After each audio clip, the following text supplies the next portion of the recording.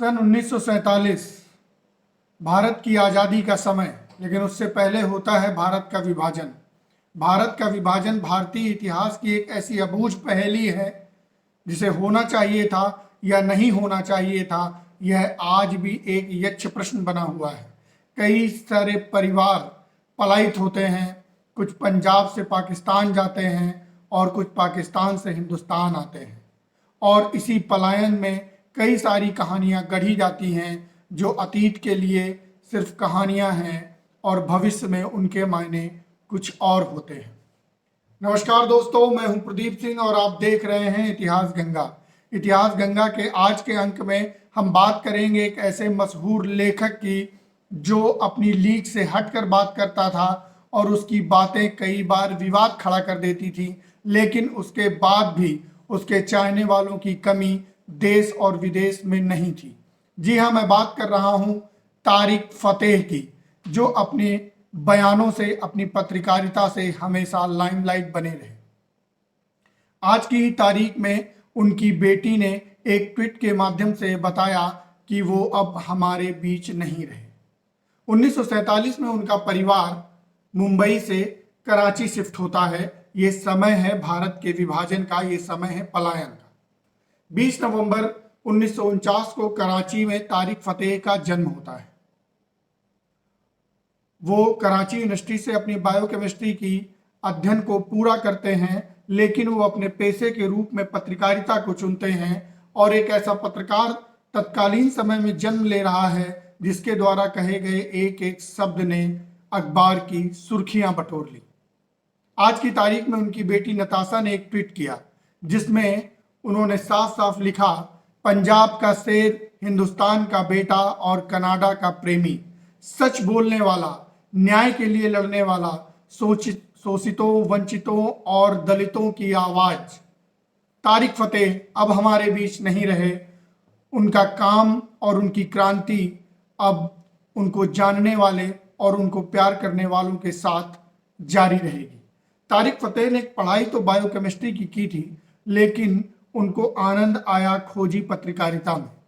वह पाकिस्तान के एक टीवी चैनल के लिए भी काम करते थे और बाद में उन्होंने कराची सन नाम के एक अखबार के लिए खोजी पत्रकारिता का भी कार्य किया। एक संवाददाता के रूप में कार्य करते थे।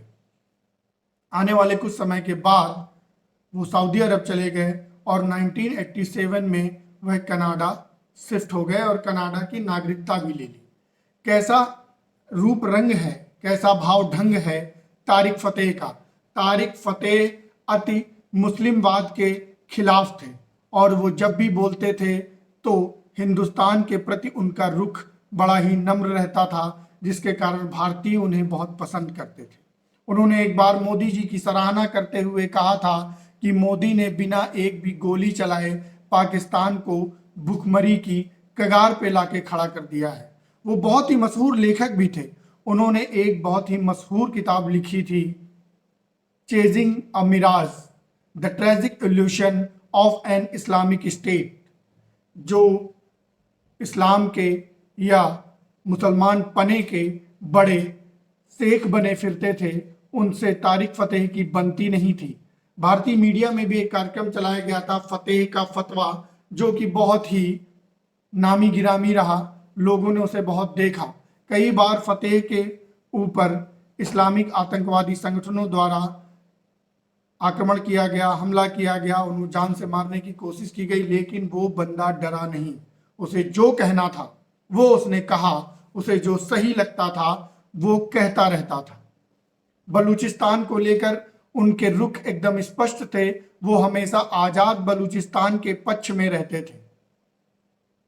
इस्लाम की कट्टरवादिता से उनका कोई नाता नहीं था और वो लगातार यह कहते रहते थे, इस्लाम को उसकी कट्टरवादिता एक दिन ले डूबेगी। उनका बहुत ही मशहूर बयान ये भी था कि पाकिस्तान एक दिन टूट जाएगा, वह टूटने की कगार पे है और हिंदुस्तान के इतिहास से जुड़ा हुआ हर एक व्यक्ति हिंदू है। इस बयान पे भी बवाल मचा था, लेकिन इससे तारिक फतेह की काया और माया पे कोई असर नहीं पड़ा। उन्हें जो कहना था वो उन्होंने कहा। आज की तारीख में वो हमारे बीच नहीं हैं, लेकिन आने वाले समय में उनकी पुस्तकों में उनके द्वारा लिखे गए विचार और उनके द्वारा बयां किए गए बयान हमेशा उनको हमारे बीच में जिंदा रखेंगे। तब तक के लिए अपने इस दोस्त को इजाजत दीजिए। जय हिंद, जय भारत, वंदे मातरम।